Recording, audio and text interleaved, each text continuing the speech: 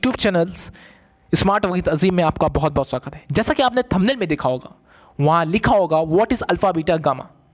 Alpha beta gamma क्या होता है? अगर आप 10th और 12th के स्टूडेंट होंगे तो आपको अल्फ़ा बीटा गामा एक नोटेशन के रूप में पढ़ाया गया होगा कि फिजिक्स में अल्फ़ा रे होती हैं, मैथ्स में अल्फ़ा एंगल होते हैं। दोस्तों, आपको मैं यहाँ ये नहीं बताऊंगा, मैं आपको यहाँ एक्चुअल में ये बताऊंगा कि what is alpha beta gamma. Alpha beta gamma होता क्या है? जैसा कि आप जानते होंगे, English is a language, is a very simple language.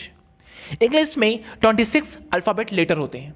उसी तरीके से ग्रीक इज ए लैंग्वेज, उसमें 24 लेटर होते हैं। और जो अल्फ़ा बीटा गामा है वही ग्रीक लैंग्वेज के अल्फ़ाबेट के लेटर है। जैसा कि आप पढ़ते होंगे मैथ्स में थीटा, डेल्टा फिजिक्स में, तो ये भी एक ग्रीक लैंग्वेज है। लेकिन दोस्तों, यहां पर मैं ये बात नहीं करूंगा, यहां पर मैं सिर्फ अल्फ़ा बीटा गामा की ही बात करूंगा। आइए जानते हैं कि अल्फ़ा बीटा गामा क्या होता है, थोड़ा डिस्कस करते हैं। तो अल्फ़ा बीटा गामा मुख्य रूप से 3 नाम या शब्द हैं जिनका इस्तेमाल किसी भी विषय चीज़ों को वर्गीकृत करने के लिए किया जाता है। इनका यूज़ किसी भी चीज़ को क्लासिफिकेशन में किया जाता है, क्लासिफिकेशन में यूज़ करने के लिए किया जाता है। ये अभी की बात तो है, लेकिन पहले भी अल्फ़ा बीटा गामा को, जैसे कि आप ABCD अ ब द स अ, इसको यूज़ करने के लिए आप क्लासिफिकेशन के लिए यूज़ करते हैं, उसी तरीके से अल्फ़ा बीटा गामा में गामा को भी एक क्लासिफिकेशन के रूप में यूज़ किया जाता है। अल्फ़ा बीटा गामा मुख्य ग्रीक अक्षर हैं जिनका इस्तेमाल सदियों से किया जाता आ रहा है। जिस प्रकार अंग्रेजी में हम चीज़ों को वर्गीकृत करने के लिए ABCD का हिंदी में चीज़ों को वर्गीकृत करने के लिए अ ब स द का इस्तेमाल करते हैं, उसी प्रकार ग्रीक भाषा में चीज़ों को वर्गीकृत करने के लिए अल्फ़ा बीटा गामा का इस्तेमाल करते हैं।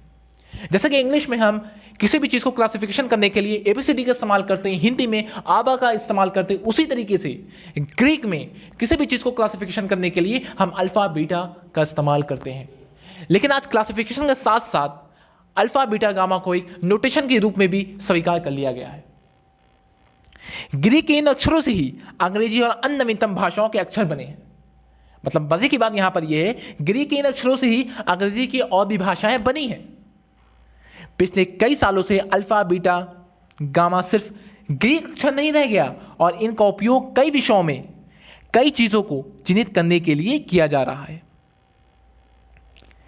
गणित में अल्फ़ा बीटा गामा, गणित विषय में भी अल्फ़ा बीटा गामा का उपयोग कई कार्यों में होता है। दोस्तों, यहाँ पर नीचे एक बहुत मज़ेदार, बहुत फैक्ट है, मैं पढ़कर आपको सुनाता हूँ।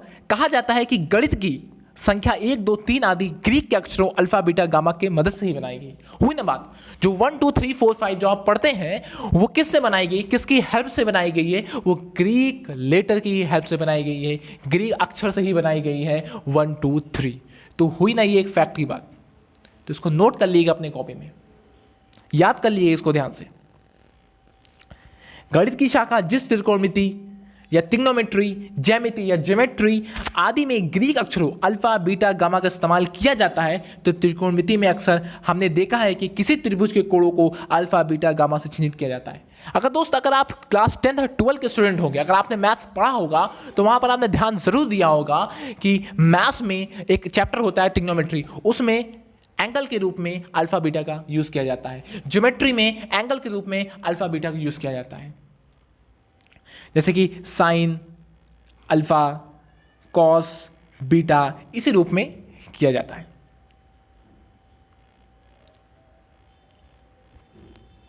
दोस्तों, अब गामा किरण, हमने आपको अल्फा किरण के बारे में नहीं बताया, बीटा किरण के बारे में नहीं बताया, लेकिन यहां पर कुछ गामा किरण की कुछ खास खासियत है, कुछ यूनिक है, इसलिए मैं आपको गामा किरण के बारे में बता रहा हूं, जिसे बोलते हैं गामा रे।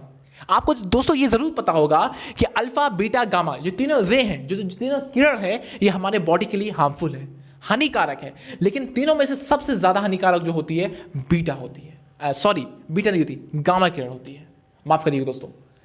जो हमारे बॉडी में सबसे हार्मफुल होती है वो गामा किरण ही होती है। इसलिए मैंने आपको गामा किरण के बारे में कुछ बताना चाहता हूं। गामा किरण किससे मिलकर बनती है, आखिर गामा किरण कहां से आती है? तो अल्फा और बीटा कण की वजह से ही गामा किरण बनती है। सोच ली, जो एक हार्मफुल किरण अल्फा और एक हार्मफुल किरण बीटा जब दोनों आपस में मिल जाती हैं तो एक बहुत ही खतरनाक कह सकते हैं उसको, बहुत ही हार्मफुल हमारे बॉडी के लिए होती है गामा किरण। तो दोस्तों, अगर आपको मेरा ये वीडियो पसंद आया हो तो प्लीज हमारे चैनल को सब्सक्राइब करिए, प्यारे से चैनल स्मार्ट वर्क विद अजीम को सब्सक्राइब करिए, लाइक करिए, शेयर करिए। ऐसे ही हमारे चैनल पे education news, education related videos मिलती रहेंगी।